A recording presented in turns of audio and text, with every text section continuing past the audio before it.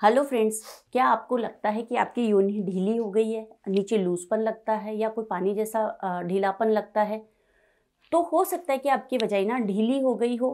तो मैं doctor Sushila Saini, gynaecologist and obstetrician, आज आपको ये बताने जा रही हूँ कि आखिर आप ऐसे क्या रेमेडीज़ या ऐसे क्या इलाज घरेलू आप कर सकती हैं जिससे कि आपका जो वजाइना आपको लगता है कि ढीला हो गया उसको टाइट किया जा सके।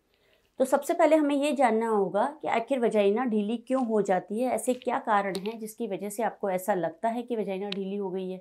तो जनरली क्या होता है कि हमें लगता है कि वजाइना ढीली हो गई है। वजाइना एक स्ट्रेचेबल स्ट्रक्चर है, इलास्टिक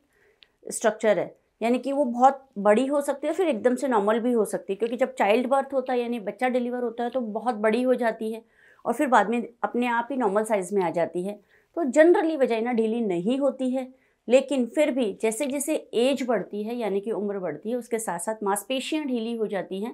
लूज़ हो जाती है, जैसे कि अपनी चमड़ी पर झुर्रियाँ आ जाती हैं। उसी प्रकार से वजाइना में भी थोड़े से ढीलापन आ जाता है और अंदर की जो मसल्स के साथ जो ऊपर की म्यूकोसा होती है, जो ऊपर की लेयर होती है, वो भी थोड़ी पतली हो जाती है, जिसकी वजह से भी अपने को लूजपन लगता है। दूसरा एक कारण होता है कि फ्रीक्वेंट सेक्स के कारण, यानी कि यदि आप बहुत लंबे समय हो गया आपकी शादी को और उसके बाद आपका फ्रीक्वेंट सेक्स रहता है तो थोड़ा ढीलापन आ जाता है।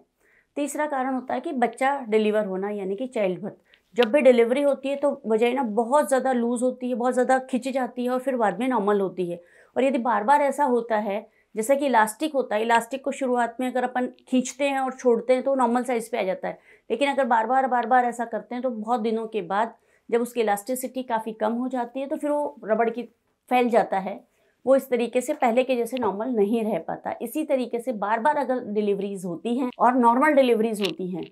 तो वजाइना ढीली हो जाती है, क्योंकि उसका अंदर से जो टिश्यू होता है वो डैमेज हो जाता है, उसकी इलास्टिसिटी काफ़ी कम हो जाती है और उसी के साथ साथ उम्र भी बढ़ती जाती है, जिसकी वजह से ये समस्या क्रिएट होती है। अब सवाल आता है कि इसको सही कैसे किया जाए, या जब बार बार डिलीवरी हो रही है या आपको लग रहा है कि ढीलापन है तो आप घर पे ऐसा क्या कर सकती हैं कि जिससे ये आपको लगे कि ठीक हो गया हो या आपको ये फीलिंग नहीं आए कि वजाइना लूज़ है।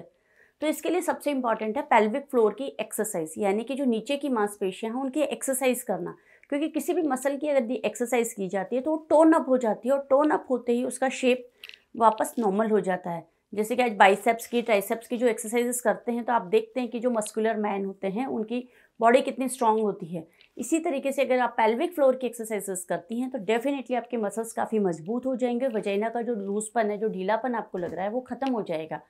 तो एक्सरसाइजेज में जो सबसे पहले करने वाली एक्सरसाइज है वो है कीगल एक्सरसाइज। कीगल एक्सरसाइज बहुत सिंपल एक्सरसाइज है। इसमें जो नीचे की जो मांसपेशियां होती हैं उनको आपको ऐसे टाइट करना होता है, जैसे कि आप यूरिन होल्ड करने के लिए आप करते हैं, और जब भी कहीं वजन उठाते हैं तो आप नीचे की मांसपेशियों को एकदम से टाइट करते हैं और फिर वजन उठाते हैं। तो उसी प्रकार से आपको नीचे की मांसपेशियों को एकदम से टाइट रखना है और तब तक टाइट रखना है कि जब वो अपने आप ढीली ना हो जाए, यानी कि जितनी देर तक आप उनको टाइट रख सकती हैं उतनी देर करना होता है और कम से कम एक साथ ही 5 से 10 बार करनी होती है। और ऐसे सीक्वेंस में दिन में 2 या 3 बार आप करेंगी। तो जितनी बार आप करेंगी उतनी बार आपकी मसल्स धीरे धीरे टाइट होती जाएंगी और महीने 2 महीने के अंदर आपको रिजल्ट दिखने लग जाएगा। दूसरा एक्सरसाइजेज एक होती है कि पेल्विक वजाइनल कोन आते हैं, यानी कि आप मार्केट से ले सकती हैं या डॉक्टर के पास जाके आप ले सकती हैं। तो उनको वजाइना के अंदर इंसर्ट कर किया जाता है और उनको फिर होल्ड किया जाता है टाइट करके, जैसे कि पेल्विक फ्लोर को अपन जैसे मांसपेशियों को सिकोड़ते हैं वैसे आप सिकोड़ेंगी और उसको होल्ड करने की कोशिश करेंगी, तो आपकी मांसपेशियां उस पर पर्टिकुलरली उस वजाइना के अंदर काम करेगी। तो जितनी बार भी आप, कम से कम 5 बार या 4 बार आप ये एक्सरसाइज एक बार में ज़रूर करिए और दिन में 2 या 3 बार ज़रूर करिए, जिससे कि इसका इफेक्ट मिले। क्योंकि अपन 1-2 बार करते हैं, 2-3 दिन करते हैं, 5 दिन करते हैं, 10 दिन करते हैं, उसके बाद अपने उसको बंद कर देते हैं और हमें लगता है कि इसका इफेक्ट नहीं आ रहा है। लेकिन कभी भी किसी भी एक्सरसाइज का इफेक्ट आने में 2 से 3 महीने तक लग जाते हैं। तो उसको रेगुलर करना बहुत ज़्यादा ज़रूरी है, क्योंकि कंटिन्यूअस करना एक्सरसाइज में बहुत इंपॉर्टेंट है, उसके बिना रिजल्ट नहीं मिलते हैं। तीसरा होता है कि पेल्विक टिल्ट एक्सरसाइज, यानी कि आप दीवार के साथ में सीधा खड़े हो गए हैं, आपका सिर, कंधे और कमर दीवार के साथ जुड़े हुए हैं और आपके पैर आगे 90 डिग्री पर हैं। अब आप यहाँ से अपनी पेल्विस को ऊपर की तरफ यानी आगे की तरफ निकालते हैं, यानी कि उसको टिल्ट करते हैं। इस तरीके से करने से आपकी नीचे की मांसपेशियाँ काफ़ी मजबूत होती हैं और ये भी कम से कम एक बार में 30 सेकंड तक आपको ज़रूर करना होता है और उसके बाद में आप 10 बार ज़रूर करिए। और ये भी रोज़ एक बार भी अगर आप करती हैं डेफिनेटली तो 2 से 3 महीने के अंदर आपको रिजल्ट मिलेगा। तो इस तरीके से आप 3 एक्सरसाइजेस कर सकती हैं। कीगल एक्सरसाइजेस कर सकती हैं, पेल्विक कोन एक्सरसाइजेस कर सकती हैं और पेल्विक टिल्ट एक्सरसाइज कर सकती हैं। यदि आपको लगातार 3 से 6 महीना करने के बाद भी आपको लगता है कि आपको रिजल्ट नहीं मिल रहा है, तो कुछ सर्जिकल प्रोसीजर्स भी होते हैं जिससे कि वजाइना को टाइट किया जा सकता है, जिसमें कि एक नॉन सर्जिकल प्रोसीजर होता है जिसको कि लेज़र बोलते हैं। तो लेज़र के द्वारा वजाइना को टाइट किया जा सकता है, जिसमें कि वजाइना के अंदर लेज़र के प्रोब रखे जाते हैं और वहाँ की मसल्स को स्टिमुलेट किया जाता है ताकि वो कॉन्ट्रैक्ट हो पाएँ। तो जो काम हम एक्सरसाइज से करना चाह रहे थे वो अब हम लेज़र से करते हैं।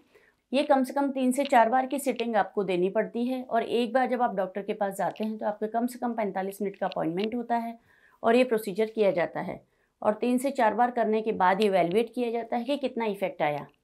इसके अलावा जो दूसरा एक सर्जिकल प्रोसीजर होता है जिसमें कि अंदर की जो वजाइना की म्यूकोसा है उसको थोड़ा सा ट्रिम ऑफ किया जाता है, का जो आउटलेट होता है उसको छोटा किया जाता है, यानी कि प्लास्टिक सर्जरी होती है जिससे कि किसी भी चीज़ ढीली चीज़ को टाइट किया जाता है, यानी कि उसमें जो एक्स्ट्रा टिश्यू होता है उसको काट कर हटा दिया जाता है और बाकी चीज़ों को रिपेयर कर दिया जाता है और मांसपेशियों को भी टाइट कर दिया जाता है। ऐसे बहुत सारे प्रोसीजर्स होते हैं कि जो डिलीवरी के बाद किए जाते हैं, जैसे कि जो ममाज बैली होती है उसको भी इसी तरीके से टमी टक का ऑपरेशन होता है वो किया जाता है। जो ब्रेस्ट नीचे सैगिंग ब्रेस्ट हो जाते हैं उनको भी लिफ्ट किया जाता है और ऐसे फेस लिफ्ट किया जाता है। तो बहुत से कॉस्मेटिक प्रोसीजर्स हैं जो किए जाते हैं और वजाइनोप्लास्टी भी उसी तरीके का एक प्रोसीजर है जिसमें कि वजाइना को टाइट किया जाता है। बट ये सर्जिकल प्रोसीजर है, इसके लिए आपको एडमिशन बनाना पड़ता है, दवाइयाँ लेनी पड़ती है, बेहोशी देनी पड़ती है, उसके बाद ही ये सर्जरी हो पाती है। तो ये लास्ट रिसॉर्ट है, यानी कि आप पहले आप एक्सरसाइजेस ट्राई करें, किसी से भी कोई भी फ़ायदा नहीं मिल रहा है तो आप सर्जरी के लिए जा सकती हैं। तो इन्हीं सभी तरीक़ों से आप अपनी ढीली वजाइना को टाइट कर सकती हैं और अपनी सेक्सुअल लाइफ अच्छे से एंजॉय कर सकती हैं। हम आपसे फिर मिलेंगे एक नए वीडियो में नई जानकारी के साथ, तब तक नमस्कार।